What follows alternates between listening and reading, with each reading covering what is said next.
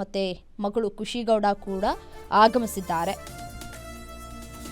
Charge frame ಪ್ರಕ್ರಿಯೆ ನಡೆಸೋದಕ್ಕೆ ತೀರ್ಮಾನವನ್ನ ಕೈಗೊಳ್ಳಲಾಗಿದೆ. ನವೆಂಬರ್ 10ಕ್ಕೆ ಅರ್ಜಿ ವಿಚಾರಣೆಯನ್ನ ಮುಂದೂಡಿಕೆ ಮಾಡಲಾಗಿದೆ ಅನ್ನುವಂತಹ ಮಾಹಿತಿ. ಚಾರ್ಜ್ ಫ್ರೇಮ್ ಪ್ರಕ್ರಿಯೆ ನಡೆಸೋದಕ್ಕೆ ತೀರ್ಮಾನವನ್ನ ಕೈಗೊಳ್ಳಲಾಗಿದೆ.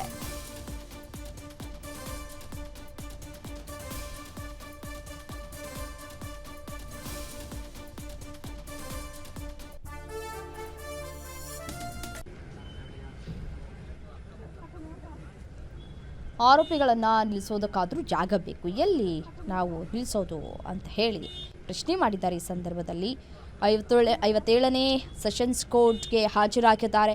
ಕೋರ್ಟ್ನಲ್ಲಿ ರೇಣುಕಾಸ್ವಾಮಿ ಪ್ರಕರಣದ ಆರೋಪಿಗಳ ಮೇಲೆ ದೋಷಾರೋಪ ಫ್ರೇಮ್ ಮಾಡಲಿದೆ. ಹೀಗಾಗಿ ಖುದ್ದು ಹಾಜರಾಗೋದಕ್ಕೆ ಕೋರ್ಟ್ ಸೂಚಿಸಿತ್ತು. ಇದರಂತೆ ಭಾರೀ ಬಿಗಿ ಭದ್ರತೆಯೊಂದಿಗೆ A1 ಆರೋಪಿ ಪವಿತ್ರ ಗೌಡ, A2 ಆರೋಪಿ ನಟ ದರ್ಶನ್ ಸೇರಿದಂತೆ 6 ಆರೋಪಿಗಳು ಸೆಷನ್ಸ್ ಕೋರ್ಟ್ಗೆ ಹಾಜರಾಗಿದ್ದಾರೆ.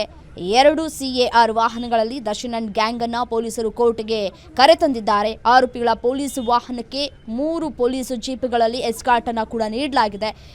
ಈ ಸಂದರ್ಭದಲ್ಲಿ ಬಿಳಿ ಬಣ್ಣದ CAR TT ವಾಹನದಲ್ಲಿ ಪವಿತ್ರ ಗೌಡ, ನೀಲಿ ಬಣ್ಣದ CAR ಬಸ್ನಲ್ಲಿ ದರ್ಶನ್ ಸಹಿತ 4 ರವಾನೆ ಕೂಡ ಮಾಡಲಾಗಿದೆ. ರೇಣುಕಾಸ್ವಾಮಿ ಪ್ರಕರಣದ ತನಿಖೆಯನ್ನು ನಡೆಸಿರುವಂತಹ ಪೊಲೀಸರು ಕೋರ್ಟ್ಗೆ ಚಾರ್ಜ್ ಶೀಟ್ ಸಲ್ಲಿಕೆ ಮಾಡಿದ್ದಾರೆ. ಈ ಕುರಿತು ವಿಚಾರಣೆ ನಡೆಸಿರುವಂತಹ ಕೋರ್ಟ್ ಇವತ್ತು ದರ್ಶನ್, ಪವಿತ್ರ ಗೌಡ ಸೇರಿದಂತೆ ಒಟ್ಟು 17 ಆರೋಪಿಗಳು ಎಲ್ಲರೂ ಕೂಡ ಹಾಜರಾಗಬೇಕು ಅಂತ ಕೂಡ ಹೇಳಿತ್ತು. ಚಾರ್ಜ್ ಫ್ರೇಮ್ ಪ್ರಕ್ರಿಯೆ ನಡೆಸೋದಕ್ಕೆ ತೀರ್ಮಾನವನ್ನ ಕೂಡ ಕೈಗೊಳ್ಳಲಾಗಿದೆ. ಆರೋಪಿಗಳು ದೋಷಾರೋಪ ಒಪ್ಪಿಕೊಂಡ್ರೆ ಶಿಕ್ಷೆ ಪ್ರಕಟ ಆಗುವಂತಹ ಸಾಧ್ಯತೆಗಳು ಕೂಡ ಇತ್ತು. ಬಟ್ ಆದರೆ ನವೆಂಬರ್ 10ಕ್ಕೆ ಅರ್ಜಿ ವಿಚಾರಣೆಯನ್ನ ಮುಂದೂಡಿಕೆ ಮಾಡಲಾಗಿದೆ ಅನ್ನುವಂಥ